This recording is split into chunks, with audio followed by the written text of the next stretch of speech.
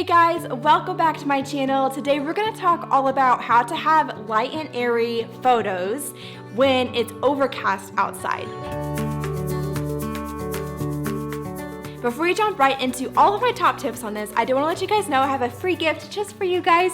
It's my top hacks for having a light and airy editing style. So if you want to grab that free download, go in the description. The link is going to be right there. Okay, so the first thing I want to talk about is making sure that you're doing things when you're actually shooting and on location that allow you to have a light and airy editing style after when you're post-processing and editing after the fact. So when you're actually shooting, there are a few key things to look for and keep in mind so that you make sure that you're not having photos that are just super dark and just feel like it's super overcast, but you're still making them feel super light and airy. So the first thing is making sure that your couples are actually facing where the sun is coming from.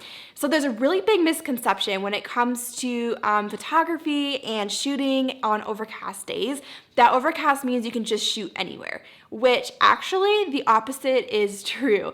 If your couples are facing the wrong way, your photos are gonna seem like just a lot more dark and like they have dark circles under their eyes and just not as attractive. So you wanna make sure that your couple is actually facing where the sun is coming from. So if you think about it, on an overcast day when there's a bunch of clouds, you want to think of the sky as almost like a big softbox. So basically it's just kind of diffusing the light for you, but that means you want your couples to actually be facing where the sun is coming from to make sure they don't have all those weird dark circles under their eyes and like really weird shadows. The best way that I like to find this, you can always look around and just kind of use your eye to see like where the sun's coming from, but I'm absolutely terrible at that. So the best way that I found to do this is to use an app called Lumos. So I'm going to show you what that is real quick. So if you just tap on the app and open it up, it is completely free. But see how you can see actually where the sun is going to be at different times of the day. And you can just look and see. So right now, it's somewhere over there. Right now it's about 1. So the sun is like right up there.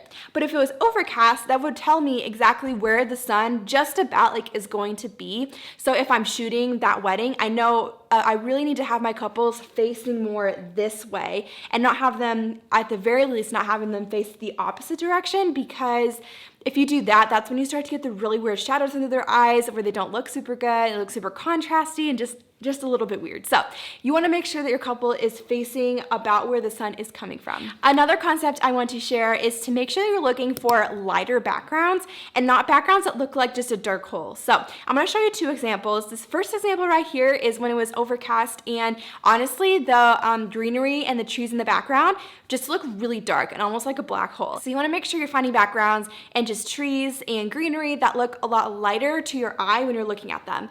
So the second photo right here is also an overcast day, but see how the background just looks really nice and light. The colors of the trees are really light, the color of the grass is really light, and just the overall background is really light as well. So you just want to make sure you're finding backgrounds that don't seem super dark. A good way to do this is to literally just look and like squint your eyes a little bit, and it'll kind of blur everything together, and you can see like where some of the darker patches are and the lighter patches, trying to have the lighter parts of maybe the greenery or whatever you're shooting at.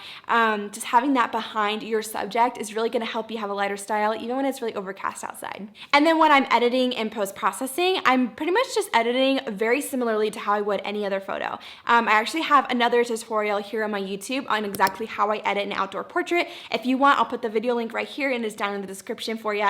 So you can go watch that if you want to, give you an exact step-by-step or how exactly I would edit a photo. But the main thing that I do that really helps me have a light and airy style is I bring my highlights down, I bring my shadows up, I will bump my exposure up a little bit, and I'm also bringing the luminance up on my greens in Lightroom. So if you don't know what any of that means, go to the editing tutorial because I show exactly where those sliders are and how to do that. But those are the best tips that I have for making your photos a little bit more light and airy when it might be a little more overcast outside. If you have any questions, feel free to drop them down in the comments below. I literally will answer any question you throw at me, so I would love to just help you guys out in any way I can. And be sure to hit subscribe on my channel because I upload a new video every Tuesday. I upload videos for photographers to help them grow their businesses and their shooting, so be sure to subscribe. I would love for you to stay updated on my new content, and I can't wait to share more next week. Bye guys.